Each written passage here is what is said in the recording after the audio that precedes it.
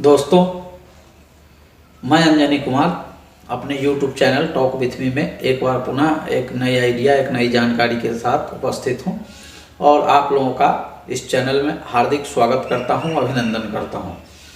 दोस्तों, वीडियो शुरू करने से पहले मैं आप लोगों को निवेदन करता हूं कि जो डिस्क्लेमर है उसको पढ़ लें, उसके बाद वीडियो देखें, उसके बाद ही कोई फैसला करें।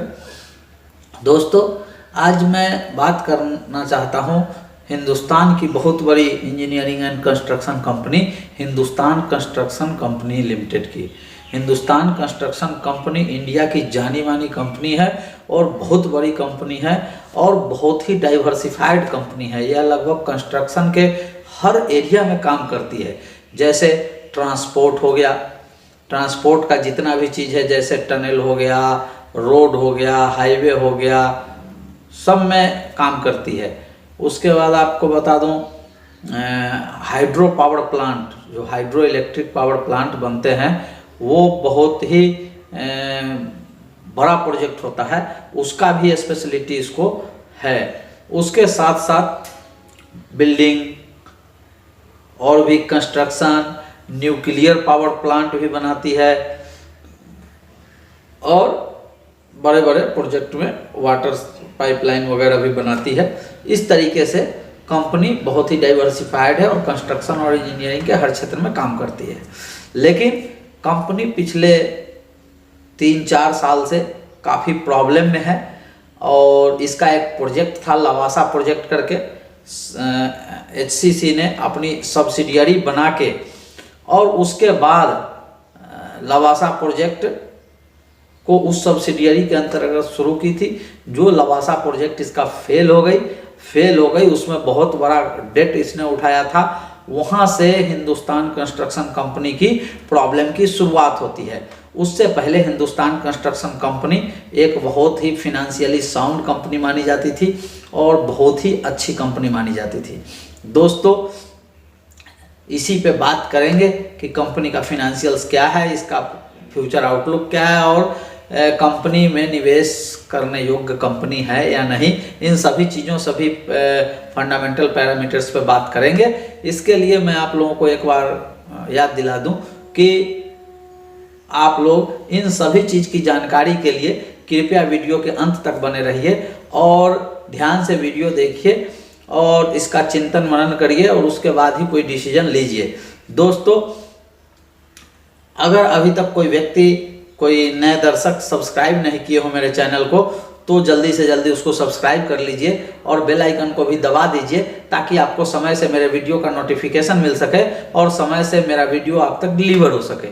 दोस्तों, अगर वीडियो मेरी अच्छी लगे, मेरी बात अच्छी लगी, मेरा प्रोजेक्शन अच्छा लगे तो इसको ज़्यादा से ज़्यादा शेयर करिए, लाइक करिए, कमेंट करिए और मेरा हौसला बढ़ाइए। दोस्तों, आगे बात करते हैं कि लवासा प्रोजेक्ट के प्रॉब्लम में आने के बाद से हिंदुस्तान कंस्ट्रक्शन कंपनी का जो प्रॉब्लम था वो बढ़ता गया, कंपनी का डेट भी बढ़ गया। बीच में काफ़ी दिन पहले हिंदुस्तान कंस्ट्रक्शन कंपनी ने ये फैसला किया कि लवासा प्रोजेक्ट, चूँकि इसके सब्सिडियरी के अंतर्गत आता था, सेपरेटली उसको NCLT में ले जाएगा। उसका जो भी केस हुआ वो लवासा प्रोजेक्ट का, उससे अब HCC को कोई मतलब नहीं है क्योंकि वो एक सेपरेट विंग के तरीके से उसका सेटलमेंट होगा। अब बात करते हैं, हिंदुस्तान कंस्ट्रक्शन कंपनी जो थी वो काफ़ी डेट में दबती रही और कम से कम पिछले 4 साल से इसने every year on year negative financial result इसने दिया है, अर्थात इसने कंटिन्यू लॉस फॉर्म किया है। और इस पूरी प्रक्रिया में, पूरे स्थिति में जो इस पे प्रभाव पड़ा है उस पे मैं आपको बता रहा हूँ कि आज के रेट में जिस कंपनी की ईयरली सेल्स लगभग फिनेंशियल ईयर 19 में 10,000 करोड़ प्लस हुआ करता था, उस कंपनी का मार्केट कैप मात्र 727 करोड़ रह गया है। और मैं हमेशा हर वीडियो में बुक वैल्यू पे जोर देता हूँ। बुक वैल्यू वो वैल्यू होती है जिस उस समय अगर कंपनी को बेच दिया जाए तो पर शेयर होल्डर को एक शेयर पे उतनी वैल्यू बनती है, ऐसा मार्केट रेट के हिसाब से रहता है, वो बेचने पे थोड़ा ऊंचा नीचा हो सकता है। तो इसका बुक वैल्यू जो है दोस्तों -7.52 पैसा है। मतलब इस पे टोटल इतनी लायबिलिटी है कि इसको पूरे को बेच दिया जाए तो भी 7.5 रुपया पर शेयर होल्डर पे कर्जा आता है, माइनस में आता है, जहां से इसका क्या हालत है फिनेंशियल ये आप समझ सकते हैं। जब कंटिन्यूअस 4 साल से कंपनी लॉस मेकिंग कंपनी बनी हुई है तो पी बनने का कोई सवाल ही नहीं है, क्योंकि इनकम इक्विटी पे कुछ भी नहीं हो रहा है। अगर इस शेयर के 52 वीक हाई और लो की बात करें तो इसका 52 वीक हाई 13.56 और लो 3.60 है। दोस्तों चूंकि ये कंटिन्यूअस लॉस मेकिंग कंपनी बनी हुई है इसलिए ये कोई भी डिविडेंड नहीं देती है। सेल्स ग्रोथ लगभग 6.5% के आसपास इसका पिछले 3 साल का रहा है। फेस वैल्यू 1 रुपीज के आसपास है।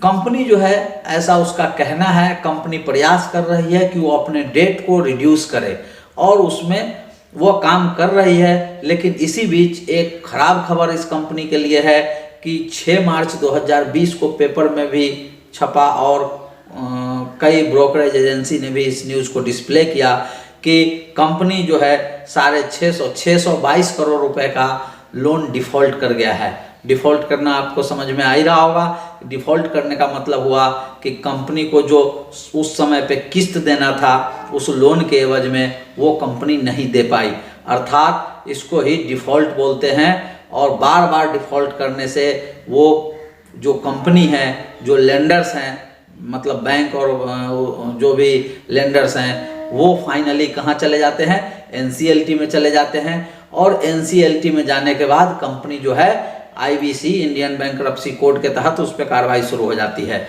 तो इसका ये बैंक लोन जो था मूलधन प्लस ब्याज मिला के 622 करोड़ रुपया का, इसको इसने मार्च में डिफ़ॉल्ट किया है। ये बहुत ही खराब बात है। और उसी समय कंपनी ने यह भी डिक्लेयर किया है कि इस पे 3182 करोड़ का नेट डेट है। 3182 करोड़ का नेट डेट है इस पे, ये कंपनी ने बताया है। तो दोस्तों अगर कंपनी इसको जल्दी से जल्दी डेट को मैनेज नहीं करती है, डेट को रिड्यूस नहीं कर पाती है, और तो इसके लिए बहुत बड़ी प्रॉब्लम हो जाएगी। लेकिन कंपनी का मैनेजमेंट हमको इसमें सक्षम नहीं दिख रहा है। आगे इस पे विस्तार से बात करते हैं। दोस्तों इसके बाद मैं आपको बताऊं कि इसका जो शेयर होल्डिंग है, अगर वो देखें तो बहुत ही अचंभित करने वाला शेयर होल्डिंग है। प्रोमोटर जो है 34.71% का होल्डिंग रखता है, जिस 34.71% में से लगभग 90% शेयर जो है प्लेज किया हुआ है। प्लेज मतलब आप समझते हैं गिरवी रखा हुआ है शेयर को। और फॉरेन इंस्टीट्यूशनल इन्वेस्टर का जो इसमें होल्डिंग है 12.67% है। 12.67% फाइनेंशियल एफआईआई की होल्डिंग अभी भी इसमें स्टिल बनी हुई है। और इसमें अगर अदर डीआईई की बात करें, जिसमें बैंक भी हो जाते हैं, इंश्योरेंस भी हो जाते हैं और बड़े एचएनआई भी हो जाते हैं, उन लोगों की होल्डिंग जो है 20.79% के आसपास है। ये भी एक बहुत ही स्ट्रॉन्ग होल्डिंग है और बहुत ही अच्छा परसेंटेज कहा जाएगा। इसमें म्यूचुअल फंड की भी होल्डिंग है और 5.88% म्यूचुअल फंड की भी होल्डिंग बनी हुई है। दोस्तों अब पुनः बात मैं करना चाहूँगा इसके फिनेंशियल पे। अब आपको समझ में आना चाहिए कि कंपनी कंटिन्यूअस लॉस मेकिंग है, कंपनी डिफ़ॉल्ट कर रही है अपने लोन पे। इन सब चीज़ों के बावजूद जो फिनेंशियल इंस्टीट्यूशंस हैं, बड़े बड़े एफआईआईज हैं, म्यूचुअल फंड है, डीआईआई हैं, उनकी होल्डिंग कंटिन्यू इस शेयर में बनी हुई है। अर्थात वो इस कंडीशन में भी शेयर को बेच के अपना पैसा नहीं निकाल रहे हैं। इसका मतलब होता है कि वो उनको लगता है कि कंपनी इस स्थिति से उबर जाएगी, और उनके पास बहुत बड़े बड़े रिसर्चर रहते हैं, इसलिए कुछ भी सोच के ही पॉजिटिव वो उसमें रुके हुए होंगे। इस तरीके से यह कंपनी के लिए पॉजिटिव दिखता है। दोस्तों अगर बात करें फिनेंशियल हेल्थ की पिछले 4-5 साल की, तो कंपनी निवेश की इजाज़त नहीं देती है। ऐसे कंपनी में निवेश नहीं करना चाहिए जिसकी बुक वैल्यू माइनस में हो। ऐसे कंपनी में निवेश बिल्कुल नहीं करना चाहिए। लेकिन इसकी फिनेंशियल होल्डिंग देख के ऐसा लगता है कि यह शेयर प्राइस जो है बहुत ही अट्रैक्टिव वैल्यू पे है और इसमें निवेश करके रिस्क लिया जा सकता है। अगर किसी व्यक्ति को रिस्क लेना है, हाई रिस्क जोन वाला व्यक्ति है, तो वो 2-4-10 हज़ार रुपया इसमें लगा के रिस्क ले सकता है। लेकिन उसको समझ लेना चाहिए जो व्यक्ति लगाएगा उसको कि वह पैसा कभी लौट के नहीं आएगा और उसके बाद ही रिस्क लेना चाहिए। क्योंकि फिनेंशियल इंस्टीट्यूशंस बड़े बड़े अभी भी इसमें होल्डिंग बनाए हुए हैं, ये एक पॉजिटिव सिग्नल है। बाकी इस कंपनी में कोई भी पॉजिटिव साइन नहीं है जो इसकी इजाज़त देती हो कि इसमें निवेश करना चाहिए। दोस्तों, इस कंपनी या किसी कंपनी में निवेश से पहले आप खुद के विवेक का इस्तेमाल करें, खुद का रिसर्च करें और अपने फिनेंशियल एडवाइजर के सलाह से ही निवेश करें। मेरे वीडियो में दी गई जानकारी का इस्तेमाल कभी निवेश के लिए ना करें। यह वीडियो ज्ञान के लिए और नॉलेज के लिए बनाया गया है ताकि आप इस स्थिति में आ सकें कि आप खुद अपने इन्वेस्टमेंट डिसीजन ले सकें। दोस्तों, इसी के साथ जिन लोगों ने अभी तक मेरा चैनल सब्सक्राइब नहीं किया है वो कृपया चैनल सब्सक्राइब कर लें, बेल आइकन को भी दबा दें ताकि उनको समय से नोटिफिकेशन मिल सके। और साथ ही साथ अगर वीडियो अच्छी लगी हो, जानकारी अच्छी लगे हो और इस तरह के वीडियो आपको अच्छा लगता हो तो आप इसको ज़्यादा से ज़्यादा शेयर करिए, लाइक करिए और कमेंट करिए और मेरा हौसला बढ़ाइए। दोस्तों, इसी के साथ मैं आप लोगों से विदा लेता हूं। फिर एक नई जानकारी, एक नई आइडिया के साथ आपसे अगले वीडियो में मिलता हूं। तब तक के लिए नमस्कार।